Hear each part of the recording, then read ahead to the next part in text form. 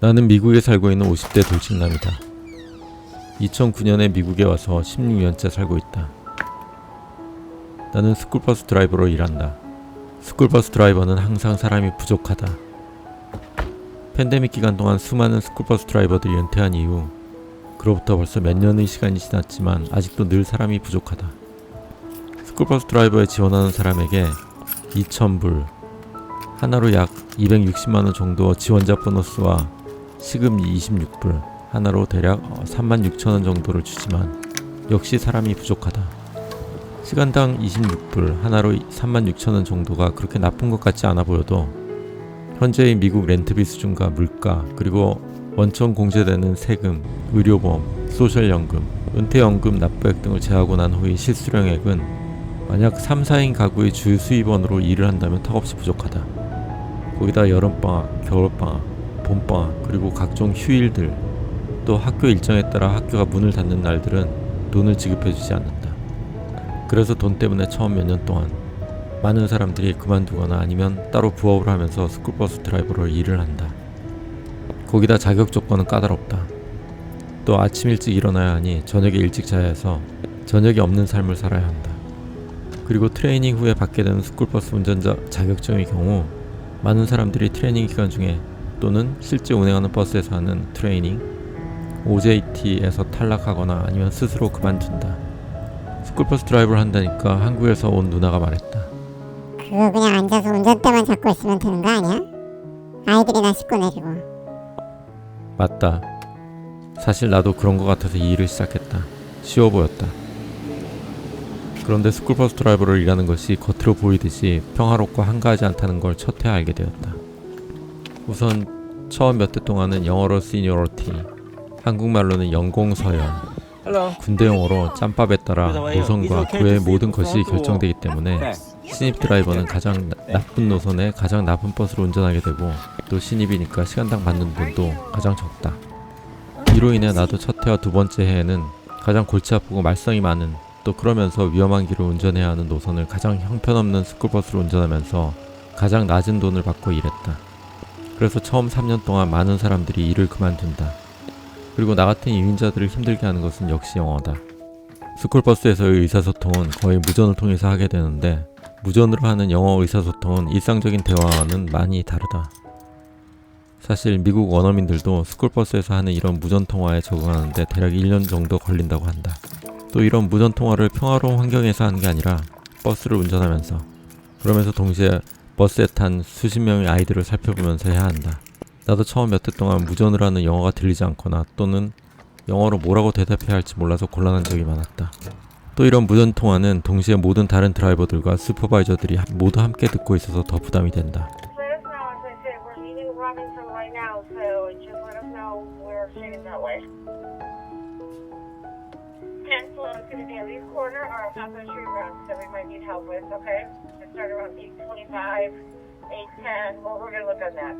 하지만 그렇다고 그렇게 쫄 필요는 없다. 왜냐하면 스쿨버스 드라이버들 중에 상당수가 이민자들이라 온갖 다른 수준의 영어 능력을 갖고 있고, 또 온갖 나라의 액센트가 난무하기 때문에 내가 좀 영어를 못해도 같이 묻어갈 수가 있는 점도 있다. 한마디로 나만 못하는 것이 아니라서 마음이 편하다는 말이다. 스쿨버스 운전 첫 해에 그날 모든 학교가 쉰다는 것을 모르고 혼자 버스를 몰고 나간 적이 있다. 모든 정류장에 아이들이 하나도 나와 있지 않아서 무전으로 물어봤었다. 고등학교의 모든 정류장에 아이들이 나오질 않았다. 어떻게 된 거야? 디스패처가 대답했다. 디스패처는 무전을 응답해주고 운행을 도와주는 일종의 슈퍼바이저급 직원이다. 오늘 학교 안 여는데?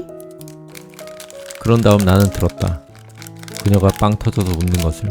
그날 아침 1,000대가 넘는 카운티 스쿨버스 중에 내 버스만 유일하게 아침 일찍 나와서 아이들을 태우려 하고 있었다. 나도 돌아가는 길에 낄낄대고 웃었다. 바보 아니야?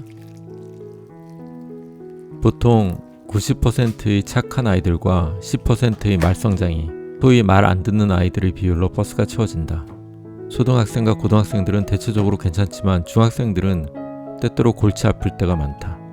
초등학생들은 아직 많이 순진해서 대부분의 경우 말을 잘 따르고, 고등학생들은 스쿨버스에 이미 익숙해서 뭘 하고 뭘 하지 말아야 하는지 이미 잘 알고 있고, 자기들 공부나 학교 활동들에 열심히여서 스쿨버스 드라이버에게 시비를 거는 일이 적은 편이지만, 중학생들은 가장 에너지도 넘치고 영어도 초등학생들과 달리 이민자인 나보다 훨씬 잘하기 때문에 무언가 말싸움이 나면 나는 많이 불리하다.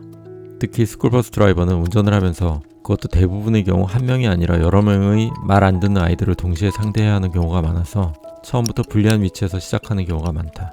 그리고 이런 아이들과의 대결에서 지게 되면 그 이후에 아이들의 무시를 받게 될 가능성이 높다.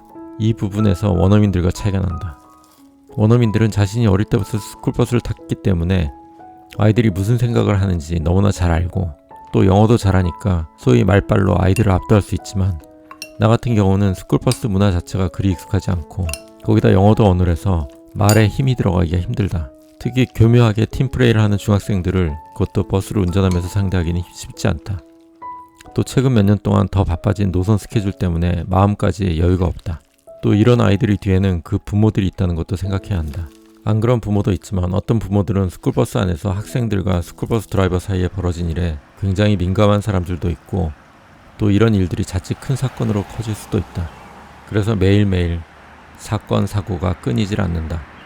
아이들, 특히 중학생을 상대하는 문제를 다른 드라이버하고 얘기한 적이 있는데 그녀는 자신이 중학교에 다녔던 20년 전과 지금의 아이들은 많이 다르다고 했다.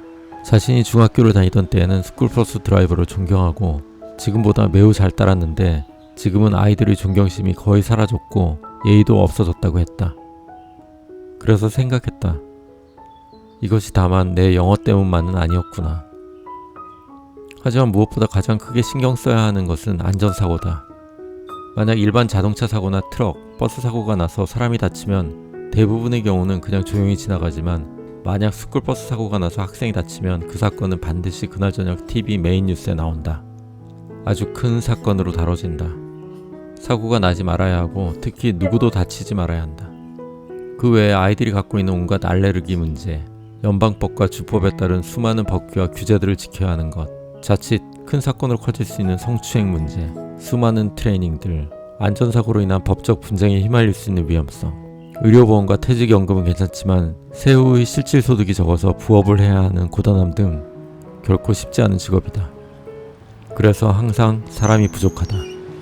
하지만 다른 말로 하면 큰 사건 사고가 없다면 그리고 건강에 이상이 없다면 스스로 그만두지 않는 한 해고될 염려도 없다. 항상 사람이 부족하니까. 학생들 중에 말썽꾸러기나 문제아들로 인해 받는 스트레스도 있지만 해맑은 아이들을 매일 보는 것이 참 좋기도 하다. 그래서 맛이 어때? 내 취향에는 내가 단 거를 좋아하는데 너무 달아. 너무 달아가지고 단 거 좋아하는 나도 좀 부담스러워. 아이들은 어디를 가나 비슷하다. 천진난만하고 사랑스럽다. 그리고 좋건 싫건 매일 하루에 8시간 이상 영어로 하는 무전 내용을 매일 들어야 하니 영어 듣기 훈련에 좋다. 또 그전에 한인 회사에서 직장 생활을 했을 때와 다른 점은 왠지 미국 사회의 한 부분이 되어 그들이 일상생활에서 주요한 한 부분으로 살아간다는 느낌이 든다. 몇 년 전 팬데믹이 막 끝나고 그 다음 주에 학생들을 어디서 태워야 하는지 노선을 돌아보는 운행을 했었는데 이는 2년여의 팬데믹 기간 후에 처음이었다. 그날 한 동네의 공원을 지나고 있을 때 갑자기 그곳에 모여있던 한 무리의 아이들이 일제히 함성을 지르며 나에게 손을 흔들었다. 함성과 함께 깡충깡충 뛰었다. 그야말로 열렬한 환영이었다. 나도 웃으며 천천히 손을 흔들어 주었고 갑자기 알지 못할 감동이 올라왔다. 사실 스쿨버스를 운전한 이후에 영어가 느는 게 아니라 손을 흔드는 솜씨만 더 늘어가는 게 아닐까 할 정도로 많은 사람들이 스쿨버스를 보면 손을 흔들어 준다. 미국의 아이들에게 그리고 미국 사회에서 스쿨버스는 매우 중요한 문화적 위치를 갖고 있다. 돈만 더 주면 좋을 텐데. 하지만 50대 이민자인 나에게는 사실 무엇보다도 퇴직연금이 이 일을 하는 가장 큰 이유다. 항상 기승전 그리고 퇴직연금이다.